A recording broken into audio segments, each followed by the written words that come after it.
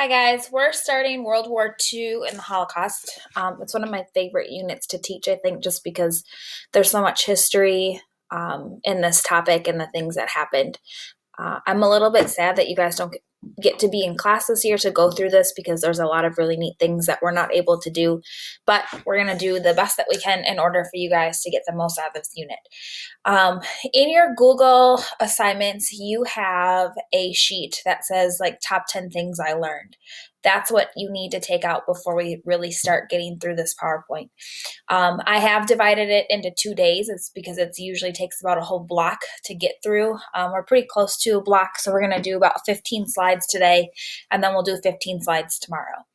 So on that assignment sheet, you've got a few different boxes to fill in. At the top, before we start going through this Google Slides, I want you to fill in anything that you know about World War II and the Holocaust. I gave you 5 spaces. You might know more, you might know nothing. Just fill it in. You don't need to print it. Go ahead and just type right in the document, and that will fill in, and Mr. Rimmer and myself will be able to see that you've done that. The other box says, what would you like to learn? So when you think about World War II and the Holocaust as a topic, what are some things that you want to know about it that you don't know? Or even if you're not sure what you want to know about it, try to put something down, fill in a couple things. Again, there's 5 slots. You don't need to fill them all in. So as we get going and I start kind of going through this information with you, I'm going to talk a lot off of bullet points. I might ramble at times, but I've got a lot of information to show you. Today, in the first 15 slides, I want you to try to find 5 really interesting things that you learned. Like I said, you're going to learn a lot. So write down 5 really interesting things that you found, you noticed, you learned. And then tomorrow, once we go through the second half of the PowerPoint, I want you to fill in the last 10. Once all 10 are filled in and you've got those facts that you find interesting, I would like you to submit that assignment to your Google Classroom so that Mr. Wimmer and myself can go through and see the types of things that you picked up. So we're going to start kind of at the beginning of time, I guess. We're going to talk about Judaism because relatively when we get into World War II and the Holocaust, the Jews are what were hated by Hitler and the Nazis, but we want to back up to kind of get started where that came from. So Jews believe that Jesus is a person. They just believe he wasn't the savior. So Jews believe in God. But their belief is that God can't be divided into other people. So Christians believe in God, but they also believe in Jesus and that Jesus is part of God, which Jews don't believe. So their religion overlaps that way. This really stands out to historians because Judaism is a religion that, like I said, only believes in one God, which is monotheism. And it's pretty unique to the ancient world when we jump way back because like you've learned in 7th grade, Greek gods and Roman gods, that many people believed in many gods. So this religion really is different from all of the others because they believe in one God. We're going to talk about the word anti-Semitism a lot, and that's going to come up a lot. There should be a word wall on your Google Classroom too that you can kind of go in and look at some different vocab words. So anti-Semitism is basically like the hatred and the prejudice against Jews. And for some reason, this has been around forever. So the really big first movement against Jews was in 175 BC. And these movements usually had to do with, I guess just in general, like hating Jews, doing things to them or their families or their churches to disregard them and to degrade them. In 1275 in England, Jews are forced to wear a yellow badge. And that's something that once we get into the Holocaust and we start talking about how the Nazis kind of label people, this yellow badge is what really does label the Jews.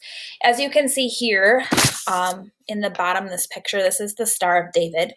And the Star of David is usually what that patch was to show that whoever was wearing it was Jewish.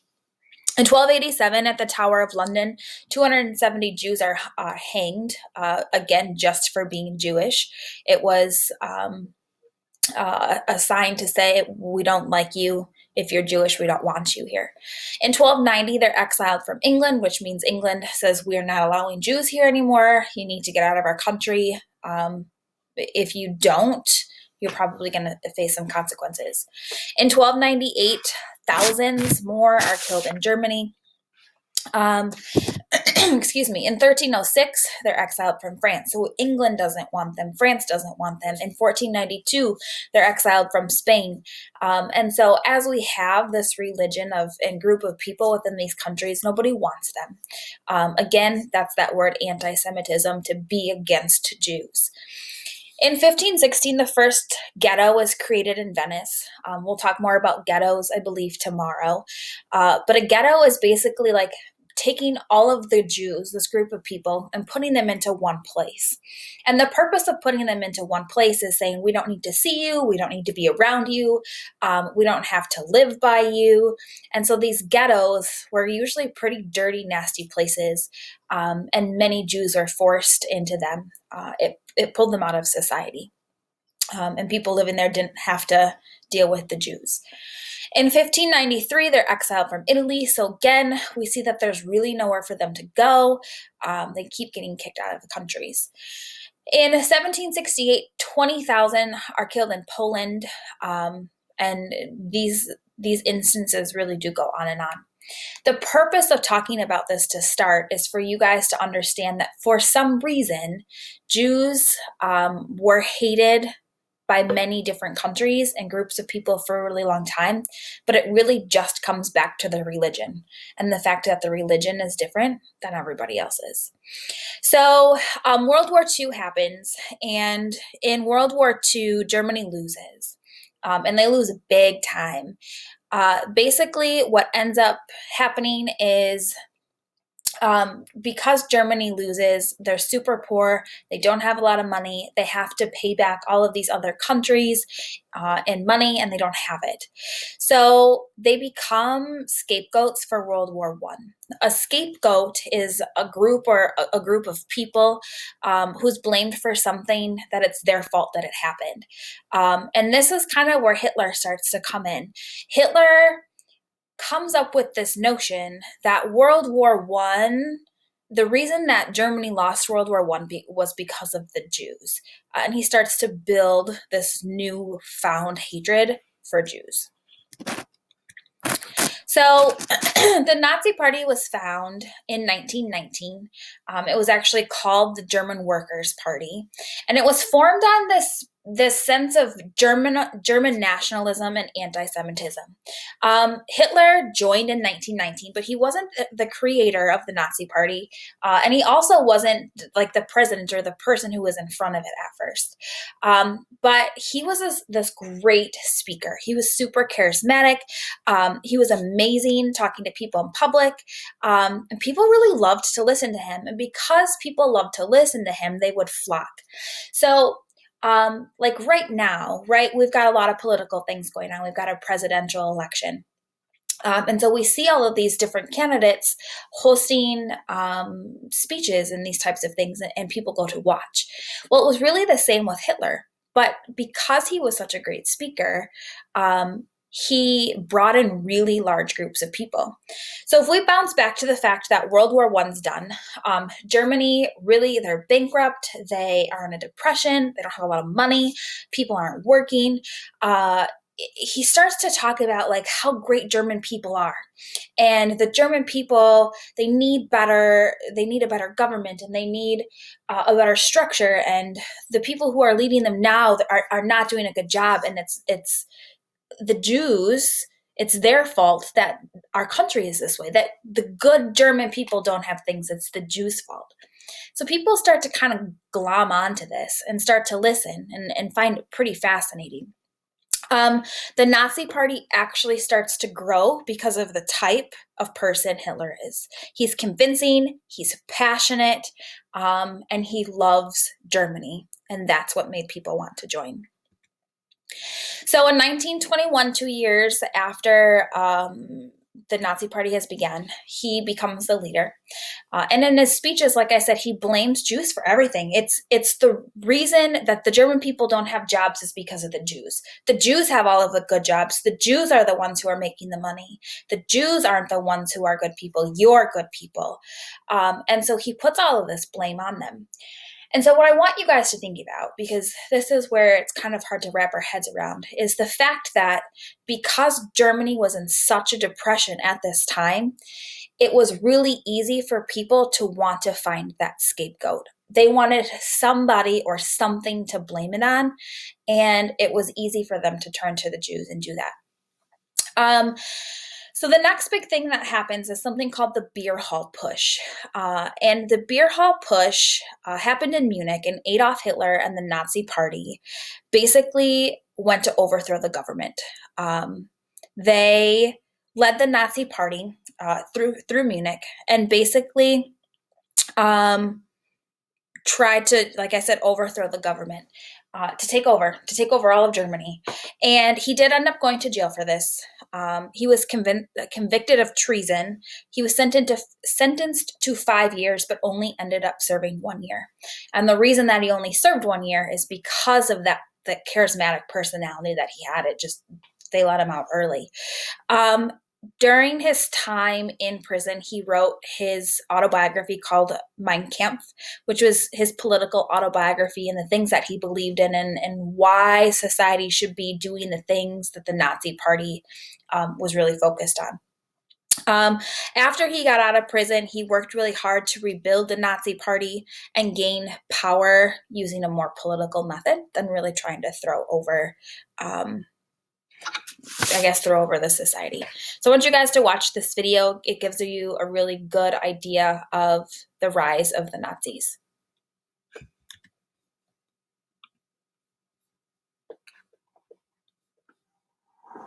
In September 1919, a former amateur artist and army veteran named Adolf Hitler joined the ranks of the German Workers' Party, later known as the Nazis. It was a decision that would have a profound impact not only on Germany, but the entire world. The atrocities committed by the Nazis at the height of their power are staples of every lesson on World War II. But just how did a democracy like Germany fall under the sway of a tyrant in the first place? It all goes back to Germany's loss to the Allies in World War I.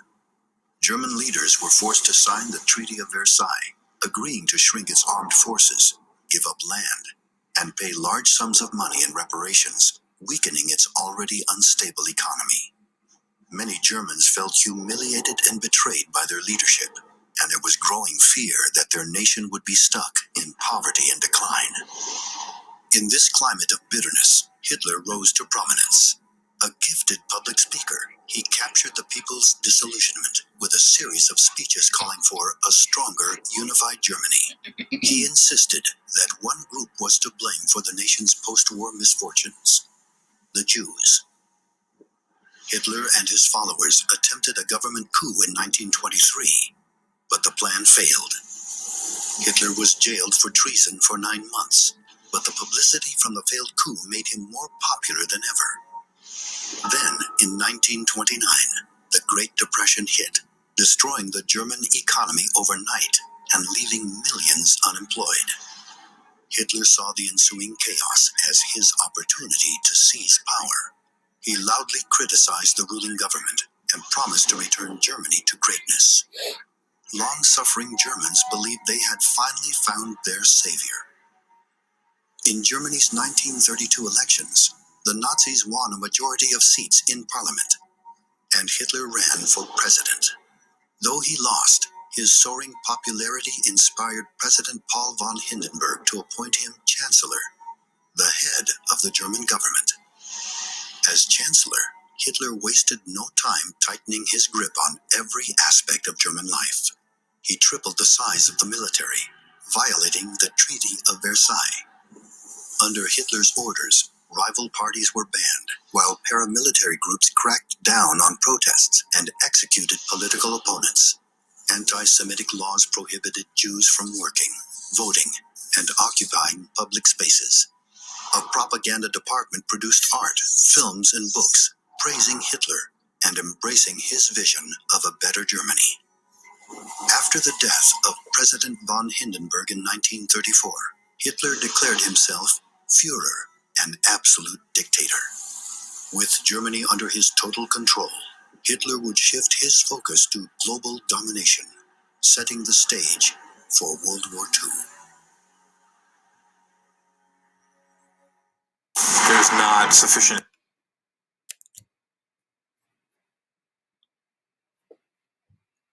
All right. Sorry, guys. Technical difficulties, I guess. All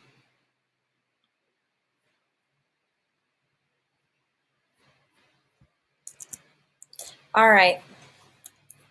Hold on. Let's see if we can get this figured out.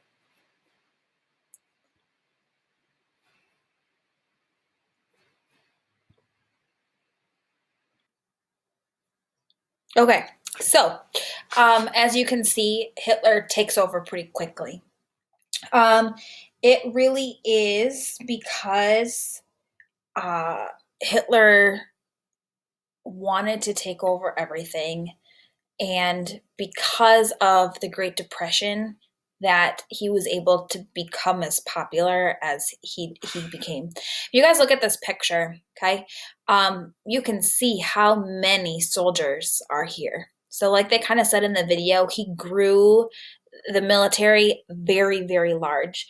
Hitler actually, he was a school dropout, so he never graduated school, and he wanted to actually become an artist, but failed at that, and fought in World War I, and this is where he really found his love for the military, and his love for Germany as a society. And I'm going backwards. No, I'm not. All right, so Hitler's reign. Like I said, 1929, we've got severe unemployment, and he really uses this to gain his power. Like the video commented, 1932, half of the parliament seats were the Nazi Party, which really was able to push them to the point that they needed to be successful within the government. In 1933, he is appointed German chancellor, basically like he's put in charge of the whole country. And he takes this, as we see, to this point of being a dictator. He bans all other political parties. He puts crazy rules into place, basically like it's my way, it's the Nazi way or the highway. He hates Democrats. He is not a fan of communists. And this is when the first concentration camp opens, and it's called Dachau. Dachau is a very famous concentration camp. So when we see these camps open, they're a little bit different at the beginning than what they turn out to be when we talk about them later on, I think tomorrow, when the Jews were there. So because he hates communists, because he doesn't like Democrats, and because these people are going to get into his way as far as taking over the country, they're put into these camps. They don't really have a choice. As we heard, he really bans people from doing a lot of things. He puts a lot of rules into place. So after he kind of starts going through and taking out his political enemies that he needs to get through, the next big group is non-Jewish victims. So Polish citizens were the first group that he took out. And the reason that he took out Poland is because Poland is next to Germany. And in order to spread Germany, he needs to take over other countries. So because Poland is next to Germany, this is the big first group of people, he decides to kind of get rid of or move. So on August 22nd, 1939, a few days before the official start of World War II, Hitler authorized his commanders with these infamous words: to kill without pity or mercy all men, women, and children of Polish descent or language. Only this way can we obtain the living space we need. This was 3 million people that they ended up killing so that they could have this space. Again, trying to wrap your head around, like, how does a government just kill other people without feeling bad about it? Hitler during this time, so we can see now it's 1939, so it's been It's been about 10 years since he's been kind of in charge in Germany. Now, this isn't something he came out and said right away, like, we're going to kill all of these people, we're going to take them out, we need this space. He built this up over time with that charismatic personality that he had. It wasn't something big that happened right away. It was little baby steps that didn't really feel like it was something bad happening. And by the time it got to this point where we're going to start talking about, lots of different rules and things had already been put into place. And so people were more used to these types of things happening. The next group of people that he targeted were physically and mentally handicapped. He considered these people useless. They were no good to society. He didn't want people reproducing with people who were mentally or physically handicapped, because it wasn't going to promote that perfect German blood. He called this the Aryan race. Aryan race was the perfect German. In his mind, they were blonde hair, blue eyes, 100% German blood. So because mentally and physically handicapped people didn't fit his box of what he deemed to be perfect, they were either killed or they were sterilized. Sterilized means that they were no longer able to reproduce. The next group of people is probably the most interesting one. And that's the group of Jehovah's Witnesses. Jehovah's Witnesses, he actually went to them, or the Nazis went to them, and gave them the opportunity to give up their religion. He told them that they could convert. But Jehovah's Witnesses are pacifists, which means that they don't fight. And because they, one, did not want to give up the religion, and two, did not want to fight, not one Jehovah's Witness took that deal of, all right, yep, we'll transition over to stay safe. So 2,000 plus Jehovah's Witnesses were killed because of who they were.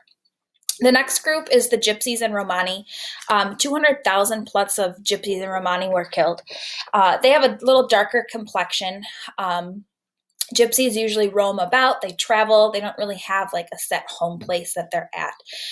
And so this was one of those things that made Hitler feel not comfortable, because they couldn't be trusted. This group also were killed or sterilized. The next group were blacks in Europe. Again, didn't fit that perfect Aryan race, white, blonde hair, blue eyes. So they had to go under mandatory sterilization. There was not an option. Homosexuals is the next group. I want you guys to look at that number. So 5,000 to 15,000 people were either tortured or executed. And the reason that we don't know that number specifically is because a lot of people didn't come out and say that they were homosexual, but they were tortured and executed because they didn't fit that perfect box. So the next piece is that at this time, almost everybody is forced to wear some type of a badge. If you're a Nazi, you wear a Nazi symbol. This went along for boys and girls as well. So they were able to join Nazi clubs for boys and girls. They wore those. If you were Jewish, you wore a Star of David, like you can see in that picture. In this last slide that we just went through, down here, this is a whole different type of badge. But the purpose of the badges was so that you could be easily identified as soon as you were looked at. In the sense of Nazi Germany, everybody needed to know who everybody was so that you knew how to treat them, you knew how to handle them, you knew what to do with them, you knew what to expect of them. Because it was an easy visual identification. It got to the point, specifically with those groups of people who were put into concentration camps or killed when they were wearing those stars, that if they didn't have them on, they would find themselves in some big trouble. So Jews always wear the Star of David. This is not English, so I can't read this to you. But every color, every star, every badge labeled who you were, where you were from, and what type of a person or category you fell under. All right, so the next big thing that we're going to talk about is the Nuremberg laws. And this is kind of coming from that place of these laws were put into place little by little so that eventually it didn't feel like it was all of this stuff kind of coming together at one time. So the Nuremberg laws were laws that basically protected the German blood and the German honor. These laws were put into place so that those Germans, they could remain 100% pure. They were the best. So we start to see a couple things happen. One, marriages are prohibitive. So if you are a Jew, you cannot marry a German. Okay, or I should say, if you're a German, you can't marry a Jew. That was 100% not allowed to happen. Jews can no longer employ German women. Jews in Germany specifically were business people. They owned businesses. They were pretty good as far as being set monetarily. They were well educated. Like I said, they owned a lot of businesses, and because of that, they were taking away jobs that Germans could have had. So Jews cannot employ anybody who's German anymore. If you've been living in Germany for your whole life and you're Jewish, you can't display the German flag anymore. Basically, these laws take away any part of German nationalism that Jews had. They're not citizens. So this is called the Reich citizenship law. Even Germans who had not practiced Judaism for many years found themselves caught in this grip of Nazi terror.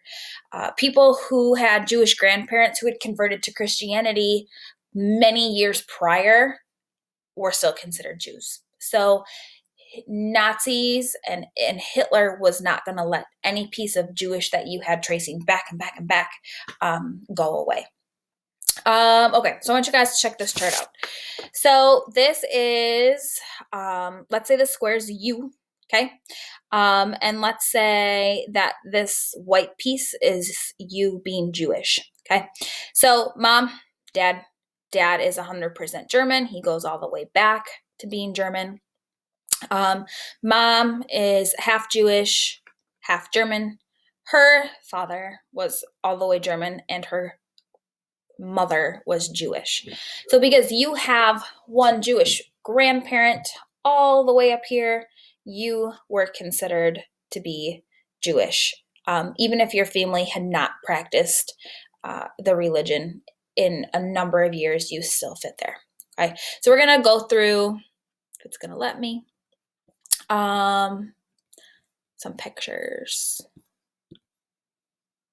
All right.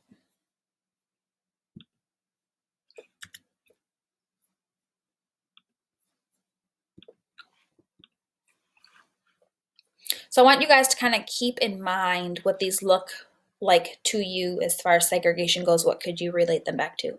So this is a street sign in Warsaw. It states Jews are forbidden to walk on this side of the street.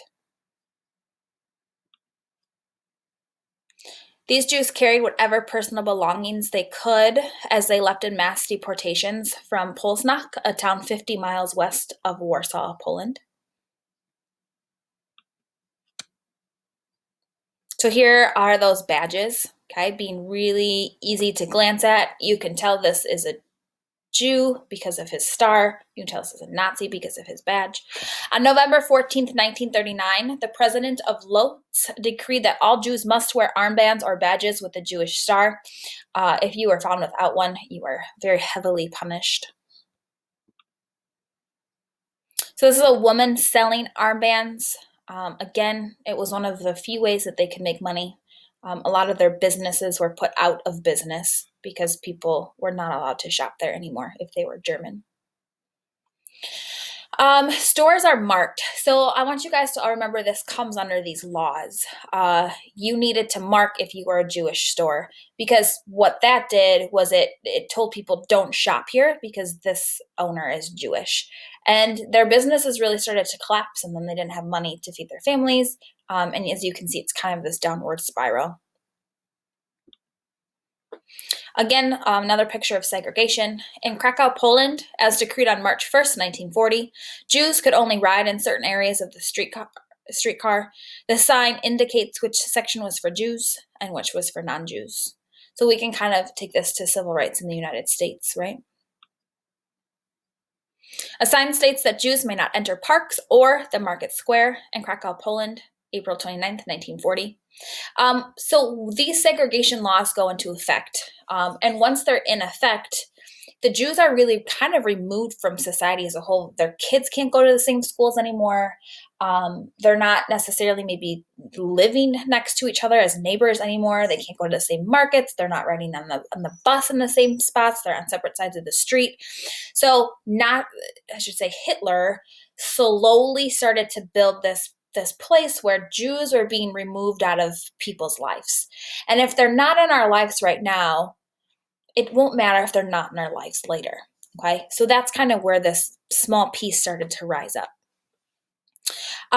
So this picture is interesting to me. This is a German, okay, and this is a Jewish man, and it just kind of captures how Jews were looked down on. Okay, that they were looked as animals and not people, and that they didn't matter, and they're really looked down upon, which I guess I feel like I'm repeating myself, but it sets up this piece of where World War II was able to go. All right.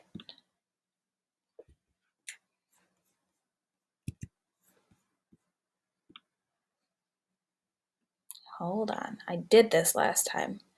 Presenter view. That's not what we want. Okay. Next. Maybe.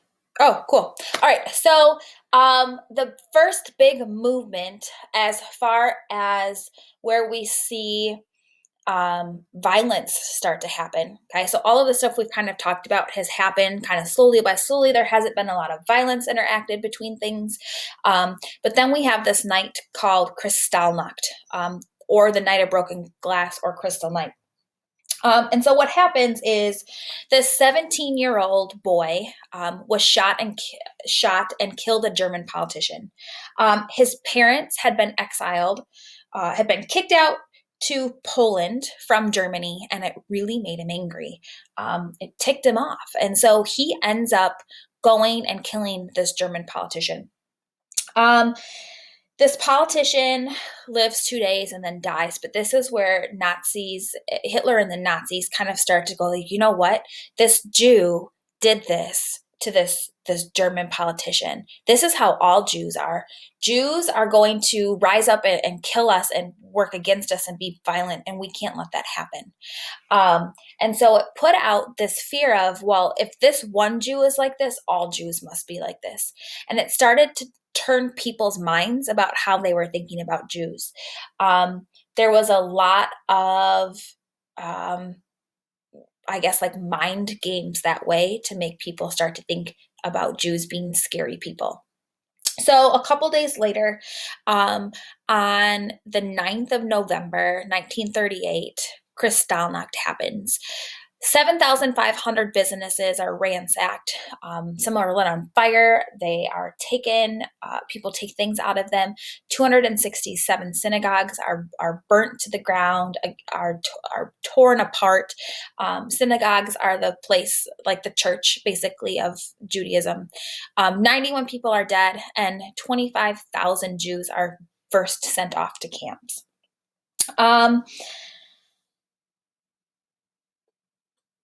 I wanted just to make sure we got everything we did. Okay, so I want to go through some pictures with you so you can see what Kristallnacht looked like. Again, this is like that first big push of let's start to get rid of Jews because they're bad people and you should be afraid of them. So during Kristallnacht, a wave of pogroms that unfolded between November 9th and 10th. We had anti-Semitic rioters. They terrorized Jews throughout Germany and its territories. This is a picture of a synagogue on fire. A lot of mobs broke into those synagogues. They vandalized insides. You guys can see how this is all kind of torn apart. They smashed things. They did anything they could to take any pleasure away from Jews. So more than 1,000 places of worship are burned. Again, here's another synagogue that was started on fire. An estimated 7,500 Jewish stores and businesses were attacked and ransacked. Here's another synagogue that was destroyed on the inside.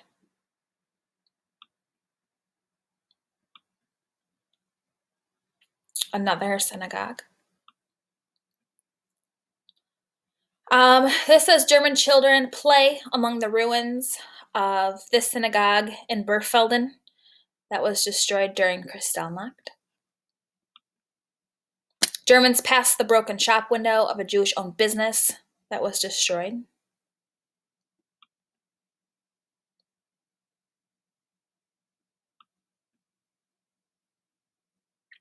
A view of a synagogue that was the only synagogue that was not destroyed in Vienna during Kristallnacht. A sign on the door indicates when religious services are held. And that is the beginning. So here are some more pictures.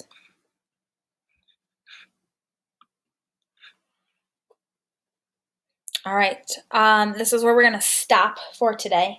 The last thing that I want to leave you with before we move on to ghettos in tomorrow's presentation is that, so when we think about what we've learned so far, so Hitler joins the Nazi Party in 1919. He's not the leader. 1921, he does become the leader. He tries to overthrow the government of Germany, gets thrown into jail, is supposed to be in there 5 years. For some reason, people love him. He gets out a year early. He tries to run for president, doesn't make it, but the chancellor, it gets put in as chancellor, which gives him power of the country. In 1933, right, he begins instituting those policies. It isolates the German Jews and basically subjects them to prosecution. We know that he really made his fame on German nationalism and anti-Semitism, love of Germany, hatreds of Jews. He commands all Jewish businesses eventually are boycotted. Jews are dismissed from doing any civil service job. And we know that those Nuremberg laws passed in 1935 basically said that only that Aryan race, right, that he wanted could be German citizens. And we see those Jews start to get separated from society to the point where nobody really notices them anymore. So tomorrow we'll start with ghettos, what are ghettos, what they looked like, how kind of gross they were, and what they were compromised of. So if you've not filled in your 5 facts from today that you thought were interesting, make sure to go back and pick out some that you thought were helpful for you and helping you understand so far Hitler and the Nazis.